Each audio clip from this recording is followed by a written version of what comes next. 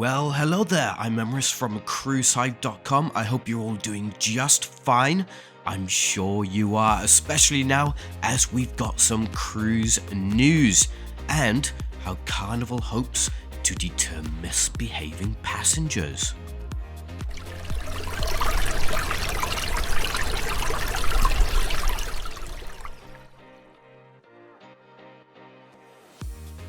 Here we are with all kinds of developments from the past week across the major cruise lines. We have a mixture of stories today, including the largest ever MSC Cruises deployment in the US with 5 ships, new entertainment offerings on Carnival's upcoming Carnival Celebration, Norwegian Cruise Line leads the way and drops all requirements, Carnival resumes operations down under, and Carnival adds a fine in the hope to deter misbehaving passengers, which we will get into a little bit later on. So there's plenty to get through, and don't forget to leave your comment down below to add your view on any of the cruise news. Alright, let's get started. We start with MSC Cruises, which has pledged the line's biggest season ever, sailing from US home ports, with 5 amazing vessels to set sail from various US cities in the 2023 to 24 winter season. First to arrive will be the newest ship in the fleet, MSC Seascape, which will debut in Miami on December 11th, 2022. MSC Seascape will offer 7-night Western and Eastern Caribbean voyages from Miami, visiting some of the most popular ports of call in the region.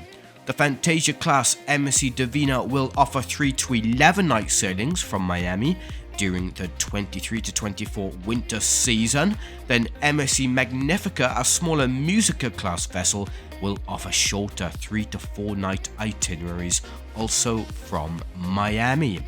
MSC Seashore, the sister ship to MSC Seascape, will be home ported from Port Canaveral from mid-November 2023, offering cruises from 2 to 7 nights. Finally, MSC Meraviglia, the first ship in the line's popular Meraviglia class, will be based from New York from April 2023, offering 5 to 11 night sailings to Bermuda or the Bahamas, Florida, and Mexico. Together, the 5 ships can offer getaways for 19,600 guests per sailing, based on double occupancy, or nearly 25,000 guests if all 5 vessels were fully booked. Wow, very impressive indeed. Does an MSC cruise interest you? Do let us know in the comments below. Great anticipation has been building for many different features of the upcoming Carnival Celebration, the cruise line's second XL class vessel. From new neighborhood zone themes to the nostalgia showcase of the Golden Jubilee venue, to new exclusive cocktails, to the largest retail selection in the fleet, Carnival Celebration will have much to offer. Now, Carnival Cruise Line has announced brilliant new entertainment offerings for the brilliant new ship. New playlist production shows include the most magnificent circus, an energetic and diverse story celebrating self-discovery and acceptance.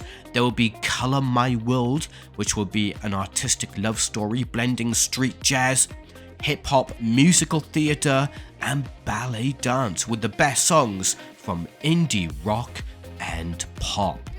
Even more amazing entertainment is scheduled to debut on Carnival Celebration as the ship settles into service. Coming in December is Visual Symphony, a high-tech visual masterpiece using the ship's LED screens.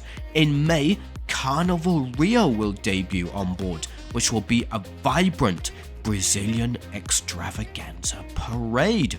Well, there is so much to look forward to on the new Carnival cruise ship, which will debut from Miami, Florida this November. In fact, on November 21st, from the newly upgraded Terminal F. Do go ahead and check all the entertainment options that will be on the new vessel over on cruisesite.com.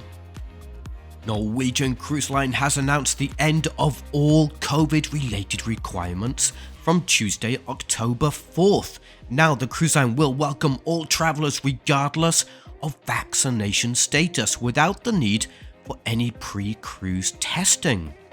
This update to the cruise line's protocols is now more in line with global health and safety requirements, as many popular cruise destinations have eased their protocols in recent months, including some of the strictest holdouts for testing and vaccination requirements. For example, Barbados, St. Kitts and Grand Cayman have all recently relaxed their entry requirements, permitting more travellers to easily visit those destinations without additional testing or paperwork. Similarly, Canada removed all its travel protocols from October 1st. This will be a welcome move for guests eager to set sail at a time when proctor tests are becoming more challenging to find, as many testing locations have limited their hours or closed completely because of less demand for testing results.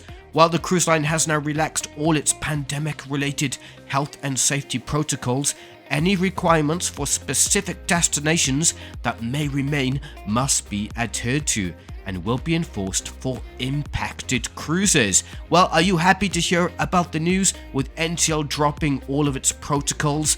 Do let us know in the comments below.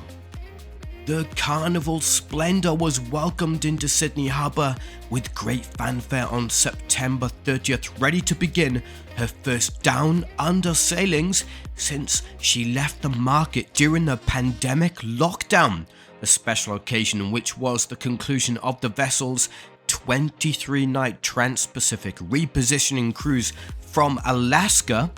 Is the first time a cruise ship has arrived in Australia with international passengers since early 2020.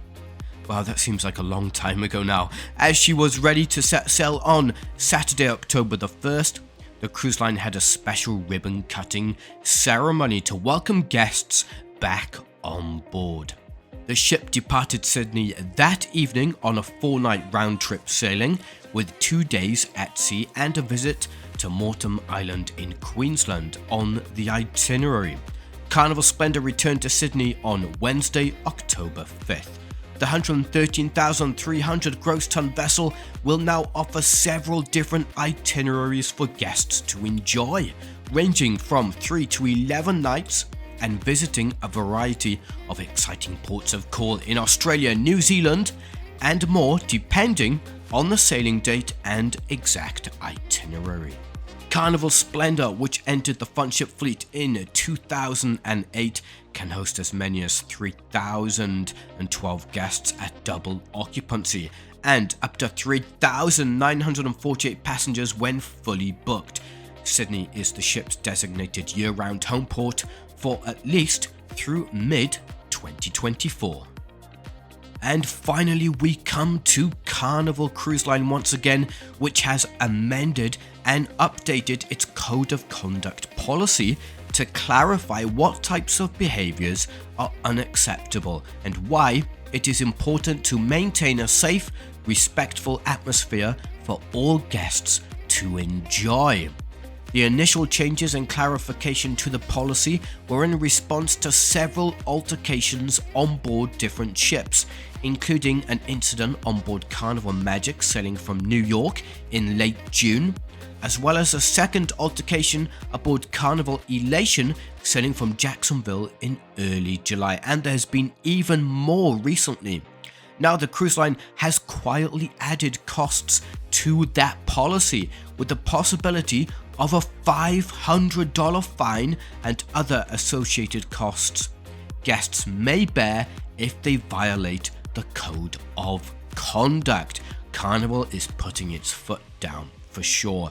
So Carnival now says that any violation of its Code of Conduct may result in a fine of $500 and reimbursement of expenses incurred by Carnival as a result of the detainment or disembarkation. There is no clarification of how much the related expenses for detaining a guest during a cruise or debarking guests before the cruise ends may be, but such costs could be substantial.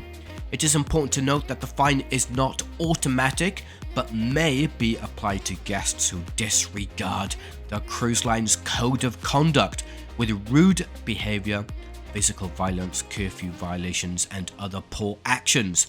The cruise line also recently implemented a fleet-wide youth curfew for guests aged 17 and younger, if not accompanied by an adult in their traveling party. Young passengers must be out of a ship's public area by 1 a.m. This change was implemented in early September 2022. Well, do let us know what you think of the fine, the $500 fine, and Carnival putting its foot down on misbehaving guests. We've also got all the coverage over on cruisehive.com. It sure was another busy week of cruise news, and of course, Cruise Hive has got all the coverage.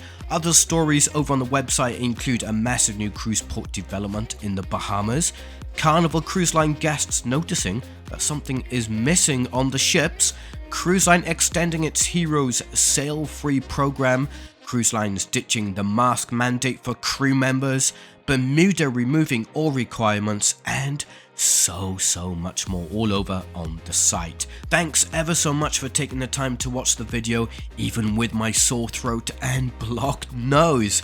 Do feel free to like the video and make sure you subscribe to the Cruise Hive YouTube channel. I'm Emrys from cruisehive.com. Thanks again everyone, and I'll see you all soon.